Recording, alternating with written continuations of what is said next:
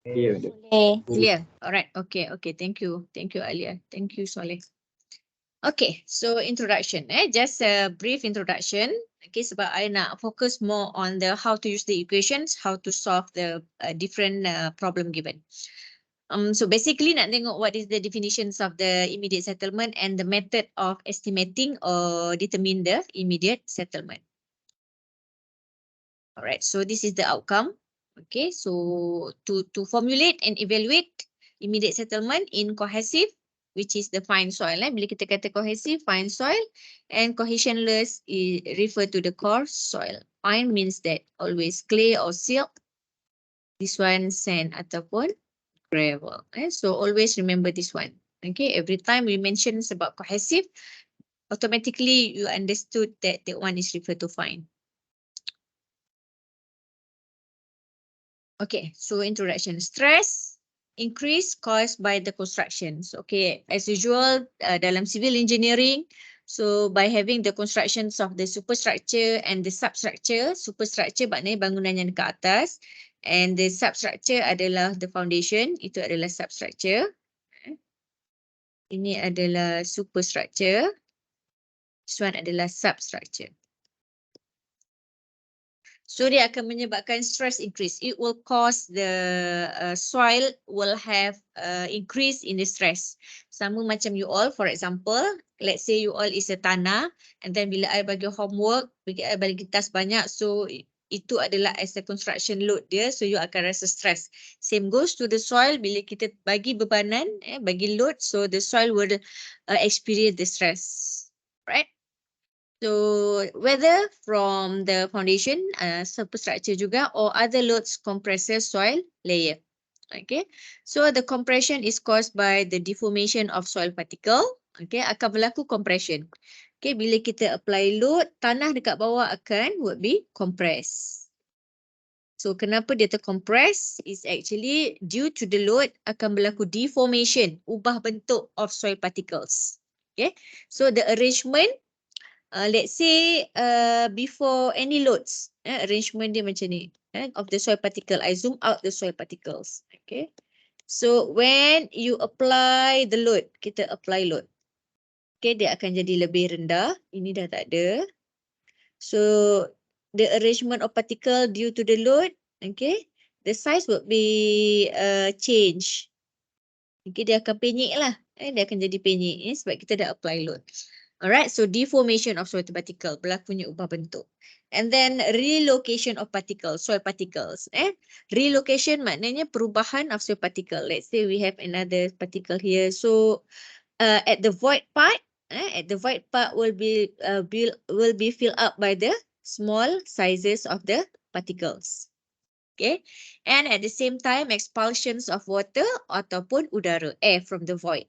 Alright, due to the load, any air, excess water, excess air, dia akan dissipate keluar. Okay, just imagine like macam kita tekan span. Bila you tekan span yang span basuh pinggan tu, bila you tekan, kan dia akan, the thickness would be deformed, dia akan jadi lebih pendek. And then kalau dalam dia ada air, let's say that span yang ada air, bila you tekan, you akan feel that air tu akan keluar. Okay, so boleh, can you imagine the, apa nama kita nak kata, kronologi, the analogy of the stress yang menyebabkan compression ini? Boleh faham? Dekat sini?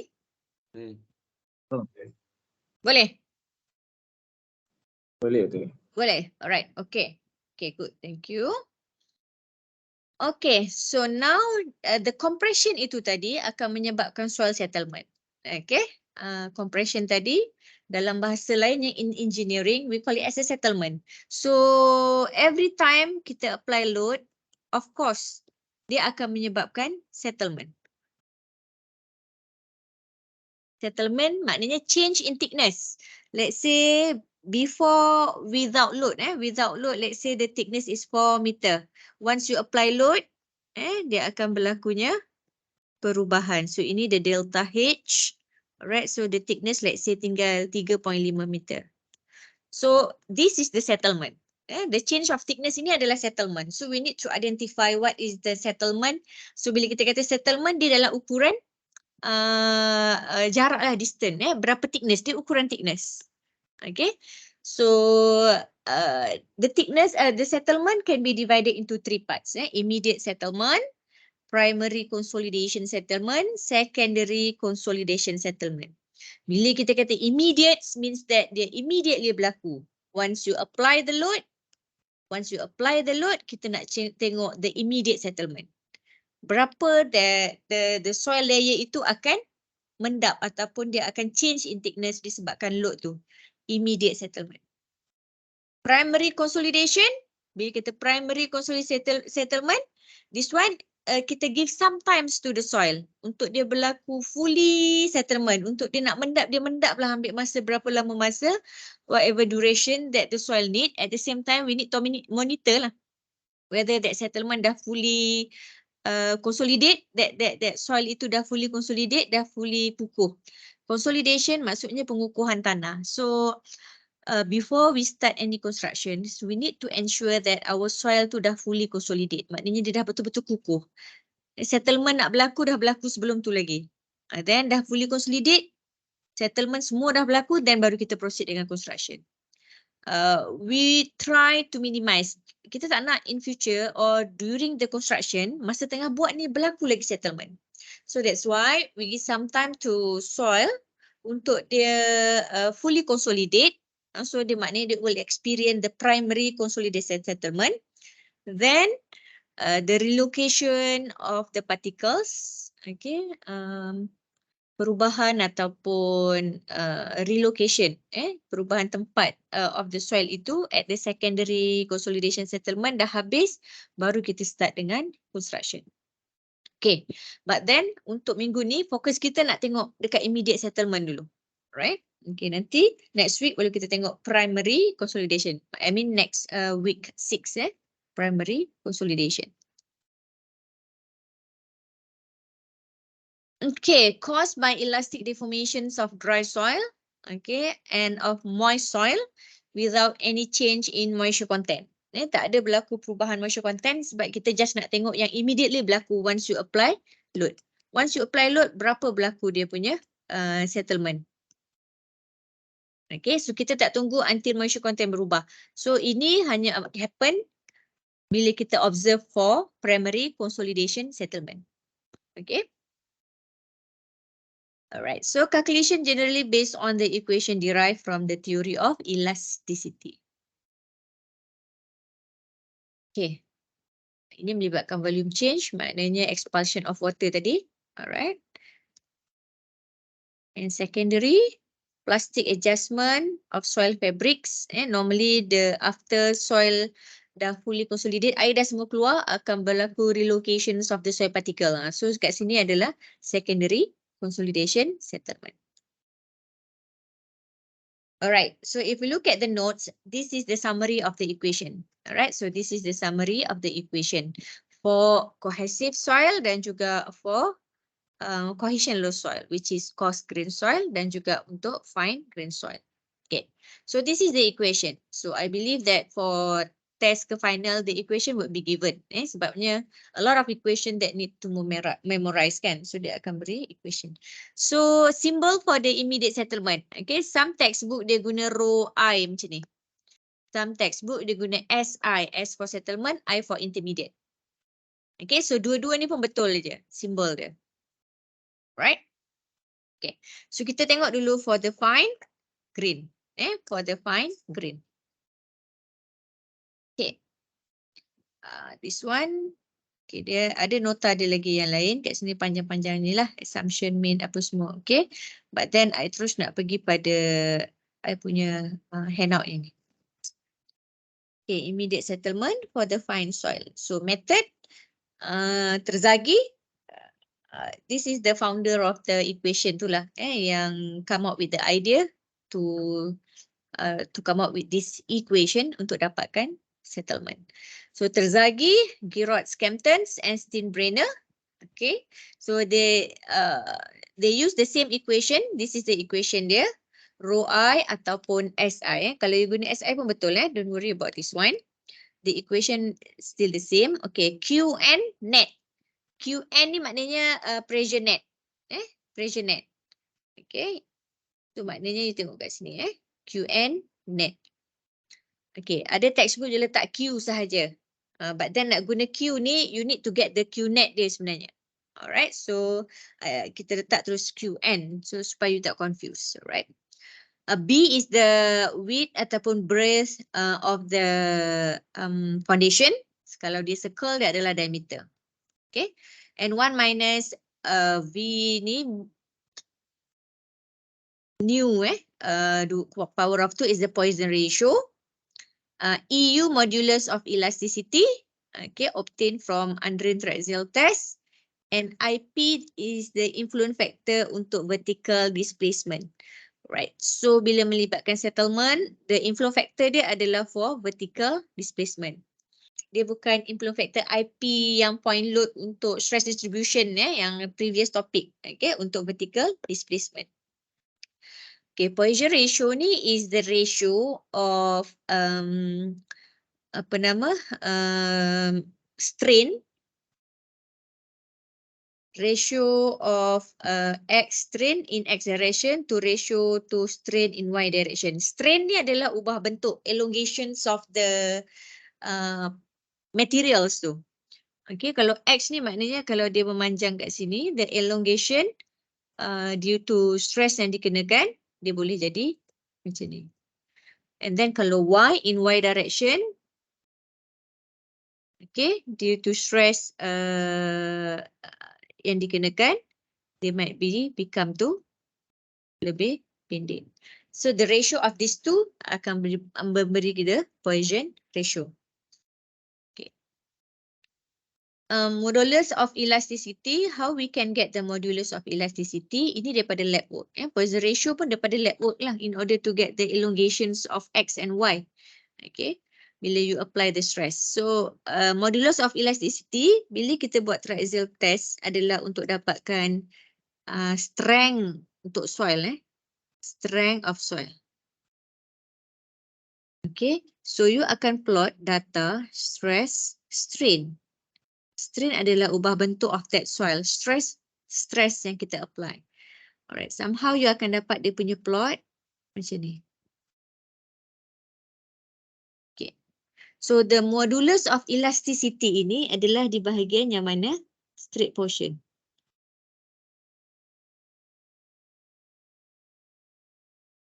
Okay, so let's see yang ini. So kita dapatkan dia punya slope dia, kecerunan. M dekat sini, so that is the modulus of elasticity. So ini kena tahulah. I tengok ada contoh soalan yang diberi.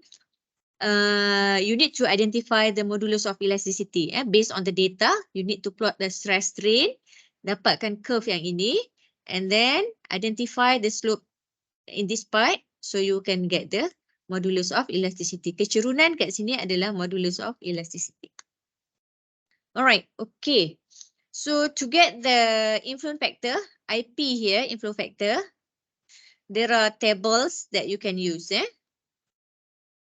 So this one, you can read the title of the table carefully. Okay.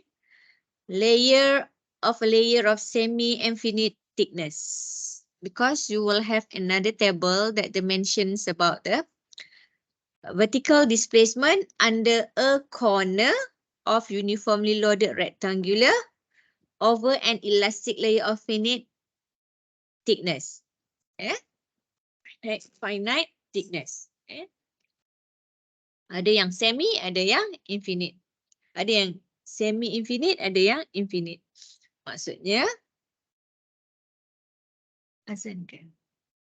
Bila kita kata dia infinite, macam like infinity. Infinity means like dia punya the thickness of the soil layer itu more deep, more larger than the size of the foundation. Lebih besar daripada foundation. Infinite. Kalau semi-infinite, okay, dia akan ada mention perkataan or the depth, the thickness of the soil layer itu sama ada dia lebih besar antara width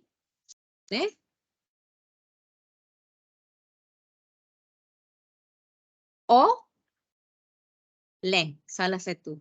Kalau yang infinity punya thickness, the depth of the soil thickness itu, the soil thickness is larger than the size, the whole size of the foundation.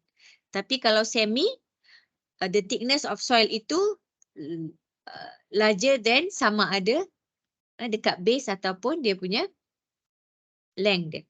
Salah satu. Okay. Nanti kita tengok contoh soalan untuk identify dia. And then, okay, in order to use table 6.4, alright. Make sure the information given ada mention pasal flexible atau rigid. Or mention about at which locations of the settlement.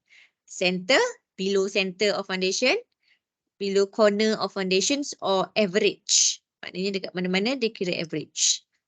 Okay, and then look at the types of foundation, whether they circle or rectangle. Okay, kalau circle dia ada satu je row dia. Rectangle, you check L over B. Okay. Poisson ratio, if not given in the question. Poisson ratio, if not given in the question, but then give you table, look at the soil type. If it mentions saturated clay, 0.4 to 0.5. So you boleh gunalah antara 0.4 to 0.5. Commonly used 0.5. Biasanya for Poisson ratio for saturated clay 0.5. Okay. Unsaturated or sandy clay 0.2 to 0.4. Sandy angle of friction yang ni. Okay. Alright. This one for fine. This one for fine. This one adalah untuk fine soil. Okay. Alright. Okay. Terzagi. Terzagi dia guna NP. NP ni is actually dia punya influence factor. Okay. So I still use the same equation. But then kalau IP dekat sini, kalau nak kata nak guna terzagi, terzagi will use NP value. So you check L over B and then identify the NP value. Okay. This one in another table. Okay, they check, look for L over B and D over B. Okay, ini under the corner, uniformly loaded rectangular. Okay, rectangular. Okay. Okay, to get the influence factor, you need to have F1 and F2 dekat sini. Okay, so to get the F1 and F2, F1 yang dekat atas, F2 dekat bawah dia. Okay, there is two value, F1 at the top, F2 dekat below. Okay. Example. Alright, so look at this example. A concrete rough foundation, matte foundation, bentuk dia adalah rectangular. Okay. Length 32 and breadth 18, knowing, so this is the L, this is the B. Will transmit to the soil a uniform contact pressure 240. Okay, ini adalah Q at a depth 2.0. So ini adalah D. Determine the amount of immediate settlement that is likely to occur under the center of the foundation. It may be assumed that the foundation is flexible. So given the modulus yang, Poisson ratio and unit weight. Okay. So kalau kita lukis, dia macam ni lah. Okay, so ini adalah, this is the B, 18 meter. So length dia ke belakang sana lah. Right. So this is the D, which is 2 meter. Okay. So this is Q, 240 kilonewton per meter square. Okay. And then it mentioned center. Dia nak tengok dekat center. Okay. Right. So, keyword kat sini nak guna table yang mana, nak guna equation yang mana. Alright, so kita ada perkataan center. So we have the flexible. So if you check the table given, okay, this one the loaded rectangular uniformly, okay, but then tak mention about corner, center ataupun average, okay. Tak ada flexible, so table yang sesuai that we can refer adalah 6.4 here. 6.4 ni sebab dalam buku dia daripada dalam buku. Buku ni adalah buku Roy Whitlow. Kalau you all nak tengok buku yang page depan dia macam ni so boleh jadikan reference. Saya boleh tengok kat library. Okay. Alright. Okay. Okay, so kita tengok dekat flexible. Padamkan semua dulu. Jadi confused. Okay, so now kita ada flexible based on the question is flexible. And then apa lagi in the question given? Flexible under the center. Flexible under the center. Flexible under the center. So dia adalah rectangular. Okay. So we need to check the L over B. Rasa kat bawah ni I dah buat dah. Okay. Yang ni. Okay, rectangular. Right. Okay. So we need to check L over B, knowing that L equal to 32 and then B is 18. Okay, B is 18. So it is 1.78. So you look at the table. So we have flexible under the center, rectangular, L over B is 1.78. So there is no exact value. So what we need to do is an interpolation as usual. So I believe that everyone does check up dah buat interpolation, but then I show juga the step here. So you will get that the influence factor for vertical displacement is 1.46 here. Okay, so kita nak guna these equations. IP ada, dah already found from the table. EU given in the question. And then the Poisson ratio given. B also given. This one is Q net. Q net. Right. Q net. To get the Q net is Q minus gamma DF. Okay, kalau tu tengok why the minus kat sini. So this is the diagram there. So in order to have this foundation, actually the ground surface kat sini. Alright. So in order to have this foundation, we need to excavate this area, which is the unit weight of soil kat sini given in the question adalah 20 kilonewton per meter cube. And then with the DF 2 meter. So in order to construct the foundation, to founded the foundation at depth 2 meter, we need to excavate this area. Kita excavate kawasan ni. Excavate, kita buang tanah dia. How much that? 20 unit weight of the soil kat kawasan ni times with the 2 meter thickness ataupun the depth of the foundation ni. So 20 times 2 adalah 40. So that's why from the load 240 minus kat sini. Okay? Minus. Sebab kita excavate and then dia buang that part untuk kita construct the foundation. So the Q net that we have, contact pressure adalah 200 kilonewton per meter square. Okay, so be very careful with the statement kat sini given. Adakah dia just bagi the contact pressure ataupun ada net kat situ. Net contact pressure. Tengok kalau tak ada net, so we need to calculate the Q net first. So Q minus with gamma DF. Or gamma D dalam gambar, dalam equation ni, I rasa dia guna D. Dia tak ada F dia. F tu foundation lah, the depth of foundation. Gamma D So 200. So now we have everything. Just substitute from the equation. So this is the Qn. Right, this is the B. 1 minus mu power of 2. So this one is the IP. Times with power of 3 to convert the unit to mm. Kalau tak dia akan jadi meter. Kalau jawab meter pun tak salah sebenarnya. So tak payah times with the power of 3 exponent 3 here. Okay. And then meganewton, the modulus yang given is 45 meganewton. Given 45 meganewton meter square. Alright, okay. So it's more untuk kita cancel out nanti, untuk dapat unit for the settlement. Okay, so kita jadikan dia kilonewton per meter square juga. So we need to times dengan exponent 3 lah. And knowing that 1 meganewton is equivalent to 1 kilo, right? Right. So to get 45, so dia adalah 45 exponent 3 here.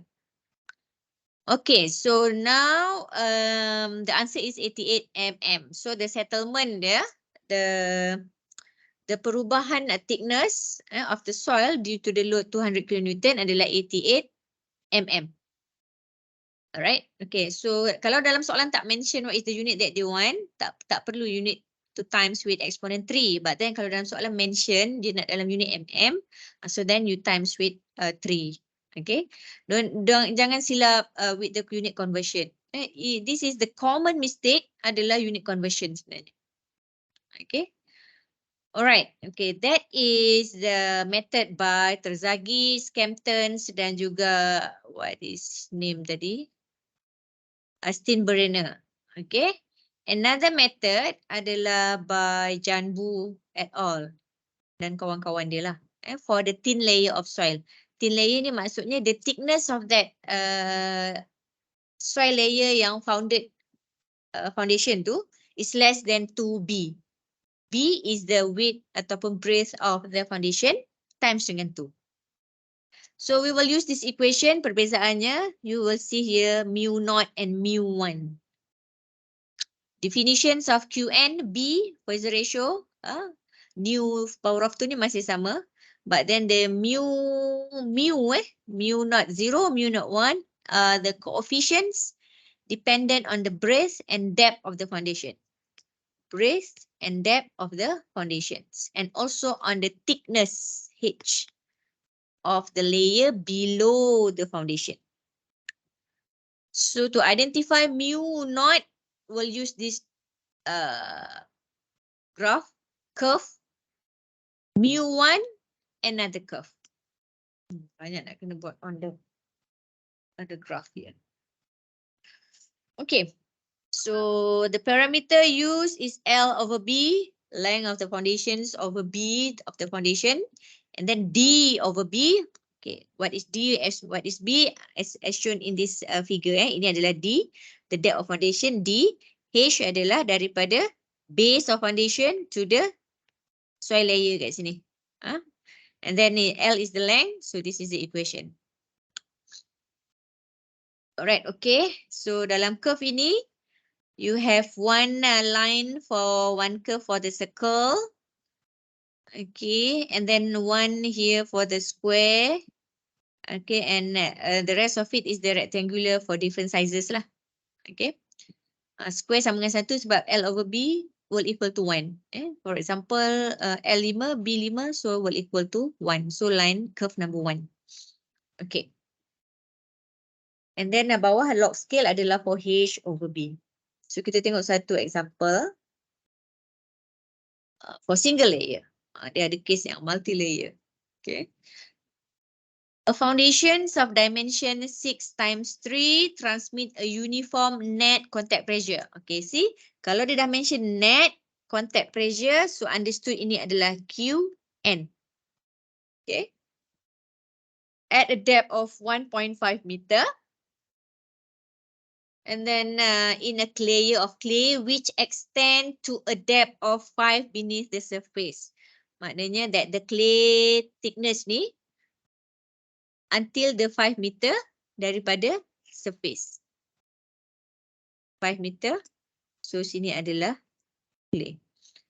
And then you will have the foundation kat sini. Okay.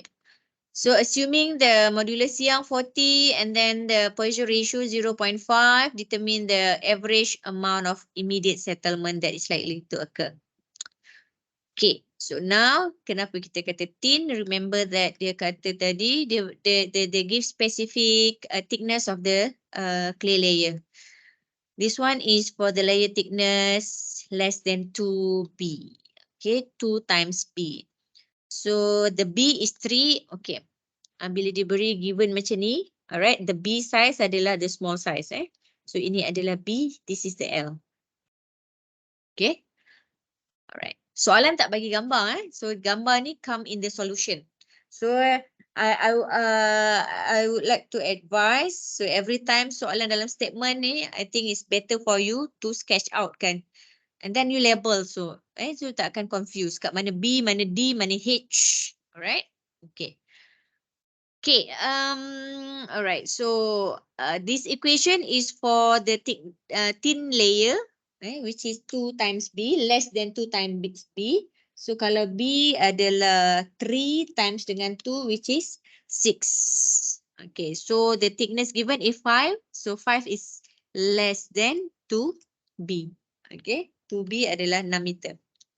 Okay. Alright, so now identify all the parameters given in the drawing. Dalam sketch ni is more easier. So 1.5 meter, so D is here, 1.5 meter. And then B is 3 meter. QN already given here is 175. So kita terus tandakan boleh pakai that one 175. And which extend to a depth of 5 meter beneath the surface. So this is the ground surface. Always this is the ground surface.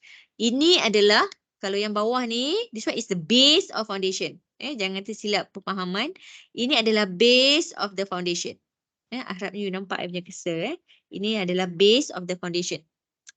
So 5 meter daripada ground surface. So this is the ground surface. Okay, so H, you will have H here is the 5 meter minus 1.5. So we'll give you 3.5, the H here. Okay, so now we need to identify mu naught, mu1. So mu naught punya area.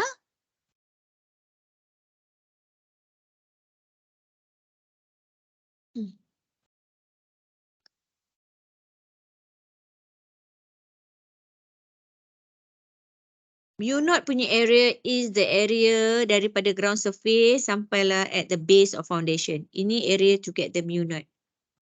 Okay. And then the mu1 is from the base of the foundation sampailah to the end of the layer kat sini. Layer ni. Okay.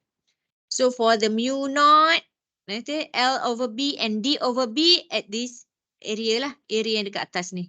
At D area here.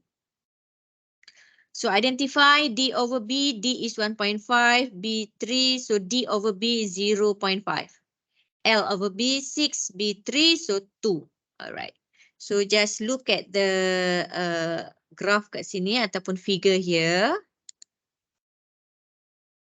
Okay, D over B, log scale D over B is 0.5. So here is 0.5. Bila log scale 0.5 here, yang ni 0.6, 0.7, 0.8, 0.9, 1. This one is the log scale, okay? And then L over B, 2. Okay, look at the curve yang number 2 ni. Line number 2. So from D over B 0.5 going up touch to the curve L over B equal to 2. And then moving to the left side here, and then you can get the mu naught is 0.9 here. So for the mu naught is 0.5. Now untuk dapatkan mu1, okay, bahagian yang bawah. Right, so L over B and H over B. So H over B is 3.5 over B3, 1.17. Okay, and L over B is 2. Okay, all right, so L over B, 2. Line number 2 is here. Ini adalah for L over B. And then H over B is 1.17. Okay, so roughly estimate lah. Here is 1.5 in the middle. Okay, roughly estimate. So let's say here 1.17. Okay, katalah ini 1.17. So going up, touch to the curve L over B2 and then towards the left. So you akan dapat it's around 0.5. Okay, next senggat here is 0.6, 0.7, 0.8, 0.9 and then 1. So mu naught is 0.55. So now complete dah ada mu0 and mu1. Just substitute in the equation. Alright, mu0, this is the mu0, this is the mu1. So ada Qn here. And then this is the B. Exponent 3 nak convert to mm. 3 ni adalah B. And then bottom here is the modulus yang EU. So you can get the intermediate settlement.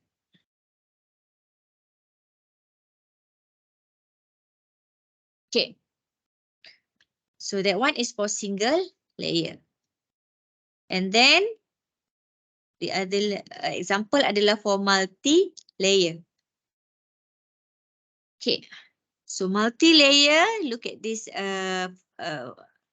situation. Flexible foundation, 12 times 8 to transmit a uniform contact pressure 160 at a depth 1.7 below the ground surface. Layer of sandy clay is located between 5 and 10 meter below the ground surface. Ni location dia bukan thickness. This one is the location. So be careful bila baca whether the information given adalah thickness or location. Right. So layer sandy clay is located between 5 meter and 10 meter below the ground surface. Below ground surface bukan base foundation, below ground surface. Given the modulus yang, unit width and Poisson ratio. Okay, so as usual kita nak cari immediate settlement. Okay, again this one since dia bagi specific thickness of the second layer of this layer of the soil. So we can use this equation because the layer here is 8 times dengan 2 is 16. So 10 meter is less than 2B. Ni juga adalah less than 2B. So dia kira thin layer. Okay, so when we have two layer, okay, for mu0 ni tak ada issue Qn, remember that Qn is the net pressure, so don't forget to deduct with the gamma dF to get the net contact pressure. Okay, B, this is the B, 8 meter is a B, L is 12 meter. 1 minus new power of 2 is the Poisson ratio given in the question, and also the modulus yang juga given in the question. Now the issue is how to get the mu1. Since we have more than one layer. Okay, at first is the clay layer and then ada sandy layer located between 5 meter and 10 meter below ground surface. Okay, again, this is the ground surface. Locations of the second layer is 5 meter between 5 meter to 10 meter. So, the location dia is here lah. Okay, of the sandy clay. So we have two layers lah. The first layer yang mana ada foundation and then the other layer. Right. So we need to identify, consider for the both layer. Mu0, there is no issue with the mu0 since they are only affected at the area from the ground surface to the base of the foundation. Sampai tak ke atas ni je mu0. Alright, so boleh calculate the mu0. So D is 1.7. B is 8 meter, so 0.21. L over B is 1.5. Okay, so L over B. Okay, L over B 1.5. L over B 1.5 actually tak ada dalam table, dalam gambar ni, dalam graph ni. Yang ada 1, 2, 5, 10. So we need to roughly estimate 1.5. So obviously dia akan duduk in the middle lah between 1 dengan 2. So kita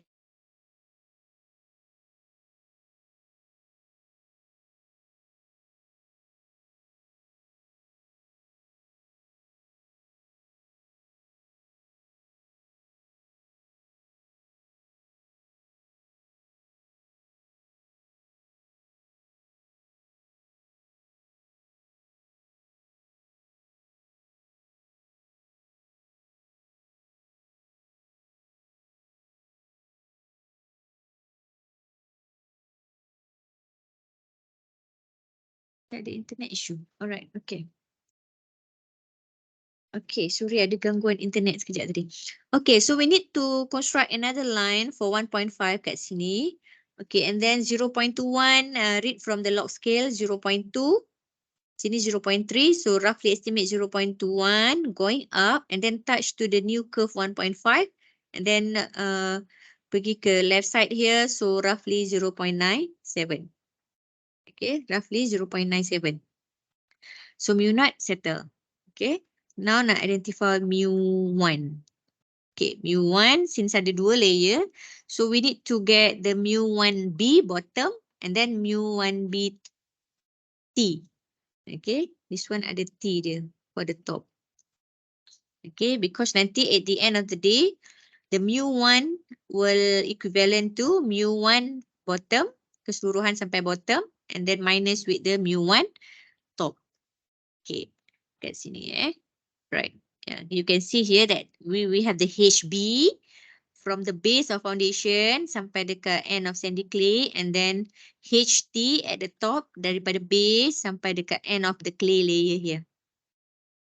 Alright, so mu1 T nanti only untuk area sampai HT. Mu1 HB will covered from the base of the foundation sampailah at the end of the second layer. So you will have HB and HT. Okay, right. Okay, so for HB, so the length is 8.3. Length of HB just now is HB ni, so we have 10 minus 1.7, so you will have 8.3 here. Okay, 8.3. Okay, so B is 8 and L over B 1.5. Okay, so will equivalent to 1.04. 1.04. Sini 1.04. L over B 1.5. L over B here also don't have the specific line. So we have 1 and 2. So roughly estimate, construct new curve for 1.5. Red line ni adalah new curve. So dia tak ada sebelum ni. Kita construct a new curve here. Okay, and then from H over B 1.04 going up, touch to the intersection here, and then you will get that mu naught 1B due to HB 0.49. Okay. And then HT 5 minus 1.7. Okay, sebab dia ambil kawasan dekat bahagian ni saja. HT yang ni. So we have 5 minus 1.7. So you will have HT here. Okay, so 3.3. So HT over B 0.41. So ini adalah 0.3, 0.4, 0.41. L over B masih 1.5. So touch to the same curve of 1.5. Then going to the left side here. So you akan dapat H mu naught for T 0.27. 0.27. Okay. So at the end to get the mu1, mu1b minus mu1t, so akan dapat yang ni. So you will use mu1 this value. Okay. Bukan tambah bahagi 2 kita tolakkan dia. Okay, now just substitute in the equation. So this is mu1, this is mu naught, mu1, this is the Q net, this is the B times dengan power of 3 in order to change the unit to mm. This is 1 minus Poisson ratio and then this is the modulus Young. So you can dapat the rho I or SI sama je settlement value.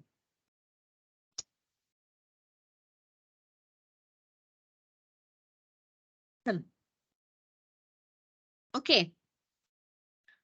Any question?